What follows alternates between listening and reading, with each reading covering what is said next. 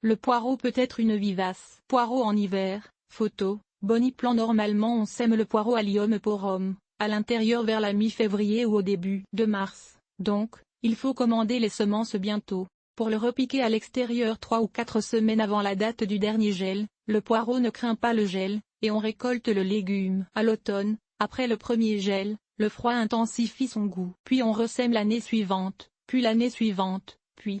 Vous pigez? Mais le jardinier paresseux ne plante son poireau qu'une seule fois. Poireau photo. The Liberated Garden. C'est que le poireau, contrairement à la croyance populaire, est vivace et très rustique. Zone 3 ou 4 pour le poireau dit poireau d'hiver. Si vous ne le récoltez pas à l'automne, il va survivre au froid, puis fleurir au printemps, et les boules de fleurs étoiles roses ou blanches sont très jolies. Ensuite, il se divise, formant une touffe de plants placés très serrés. Le deuxième automne, il suffit de récolter une partie des plants, laissant les autres en place pour les générations futures. Ainsi le poireau deviendra une vivace attrayante qui offre, de plus, quelque chose à mettre sous la dent. La première année, je vous suggère de planter 2 fois plus de poireaux que vous n'en avez besoin, ainsi vous pouvez en traiter la moitié de la manière traditionnelle, c'est-à-dire en les récoltant l'automne, et laisser les autres sur place pour qu'ils se pérennisent. Et vous donne par la suite une récolte annuelle. En passant, quand votre colonie est bien établie, vous pouvez aussi récolter quelques poireaux à la fonte des neiges,